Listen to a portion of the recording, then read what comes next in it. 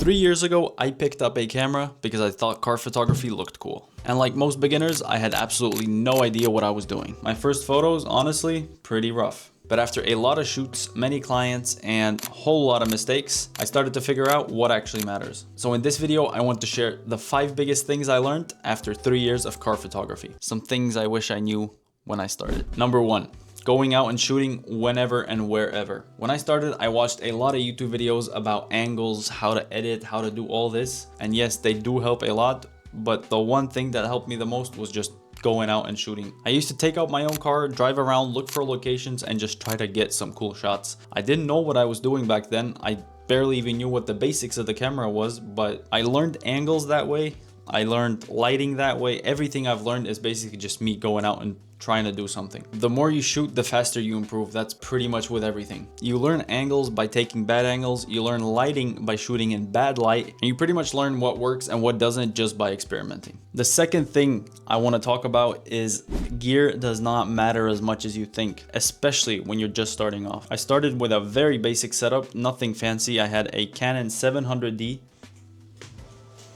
old Canon 700D with a Sigma 30mm 1.4 art lens. Yes, the lens is expensive, but it did come with a kit lens, and I used to shoot on a kit lens too. I have a whole video on my Instagram where I still shot with the kit lens and got amazing results. At that time, I thought upgrading my setup would magically make my photos look much better. They didn't. At the end of the day, what makes your photos better is just practicing, learning about angles, compositions, lighting, and editing. In my opinion, those 4 things matter way more than the camera itself. A better camera does not fix a bad idea, but a good idea can still look great even with this cheap gear. The third thing that I learned, and I think a lot of people should, because I do get these questions a lot, especially on my TikTok. How do you get clients? How do you find cars to shoot? What I always tell them is to not be scared to just DM people and just ask to shoot their car. Most of the people, 99% of the time, will say yes. And when I started, all the shoots I did was usually free. I used to write to them, hey, I like your car. I'm new to car photography. Would you be interested in a free car shoot? And yes, usually they are interested in a free shoot. Why not? People like free things. But if you never ask, those opportunities never happen. So look around,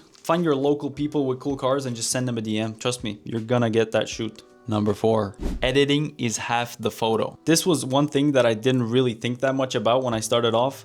But holy shit, editing does a lot. Let's say I'm out shooting for 3 hours, I come home, I can be sitting with pictures for a full day just editing. When you first look at a raw photo, it looks pretty flat. There's no contrast, colors aren't there, and the mood isn't there at all. But something I also learned over time is to not overdo the photo. I definitely pushed things a bit too far in the start when I started off. Too much saturation, too much contrast, all of these things, but that's literally a part of practicing. I've been only doing this for 3 years, so I'm still pretty new to this. I finally feel like I'm finding my own style. The coolest thing about editing is that you take a moment that you captured on your camera and turn it into a whole story. That's why I love editing. So when you learn the basics of a camera, start learning editing.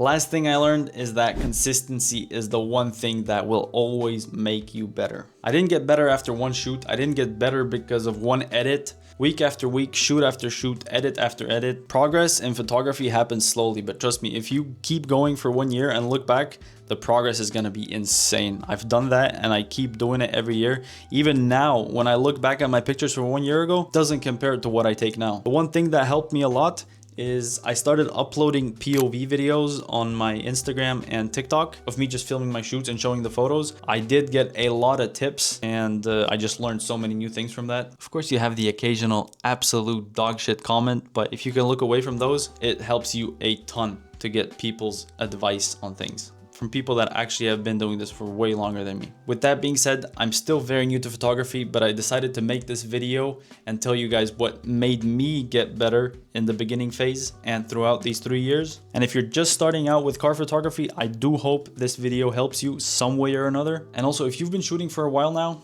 comment down below what are the things that helped you the most when you started off. This is my first ever YouTube video about car photography. Let me know what you guys think about this type of content, and I'm also planning on making POV videos for the YouTube channel instead of only for TikTok and Instagram. So I'd like to do some more POV videos and take you guys along on my shoots. I do have some events lined up that I'd like to film. Let me know what you guys would think about that type of content, and yeah, let's see how that goes.